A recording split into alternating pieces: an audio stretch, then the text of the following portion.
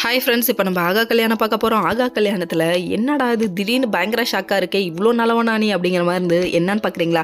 நம்ம சூர்யா வந்து முதல்ல பண்ண டிசைன் பொண்டாட்டிக்கே கொடுக்கணும்னு எடுத்துகிட்டு வந்தார்ல, இதுதான் பயங்கரமான ஷாக்கு. அப்போல்லாம் ஒன்றும் இல்லைங்க, தாத்தாக்காக பண்ணாலும் கொஞ்சம் பாசமும் இருக்குது. ஏன்னா இதை டிசைன் பண்ணதே நம்ம மகா தானே, அதனால் மகாவுக்கு தான் ஃபஸ்ட்டு நகை கொடுக்கணும்னு எடுத்துகிட்டு வந்துட்டார். எடுத்துகிட்டு வந்து பூஜையில் வந்துட்டு இதை முன்னாடி எல்லாருக்கும் சொல்லலாம்னு நகையை காமிச்சிட்டாரு.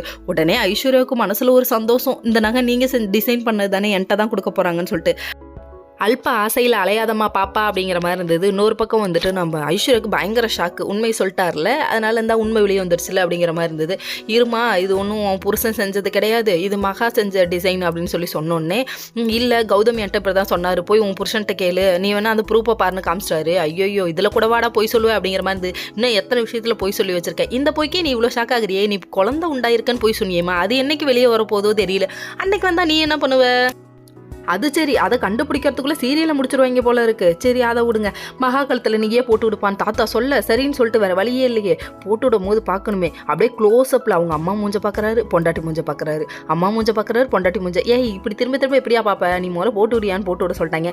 தாத்தா வேற ஒரு வாக்கு கொடுன்னு சொல்லி கேட்குறாரு. சீக்கிரம் இன்னும் ஒரு 3 மாதத்தில் எனக்கு பேர பிள்ளைய கொடுங்குறாங்க. ஐயோ இது என்னையா புக்காயா, திடீர்னு புக் பண்ணி வாங்கி கொடுக்கறதுக்கு ஏன் அப்படி பண்ணுறீங்க அப்படிங்கிற மாதிரி இருந்தது. இந்த டைமில் தான் நம்ம சூர்யாவோட ஒரிஜினல் முகம் வெளியே வரும்னு பார்த்தா கடைசியில் வரலங்க. இதுலேயும் சரின்ட்டாரு. உடனே அவங்க அம்மா கோவம் வந்துருச்சு. ஒரு பக்கம் இழுத்துட்டு போய் கேட்கலான்னு இழுத்துட்டு போயிட்டாங்க. இன்னொரு பக்கம் நம்ம பிரபாவை வீட்டுக்குள்ளே போட்டு அடைச்சிட்டாங்க. என்னன்னு கேட்குறீங்களா, ஊரும்ப வளர்க்குறதே நம்ம பிரபாவுக்கு வேலையாக போச்சு. உடனே நம்ம விஜய் கால் பண்ணி கேட்குறாரு, போகாதன்னு சொல்கிறாரு, கேட்கவே மாட்டேங்கிறாங்க, அவங்க தப்பிச்சு போகிறாங்க. இன்னொரு பக்கம் நம்ம சூர்யா கேட்கறதுக்கு உண்மையை சொல்ல போகிறாங்க. ஓகே ஃப்ரெண்ட்ஸ், நெக்ஸ்ட் வீடியோவில் பார்ப்போம். பாய்.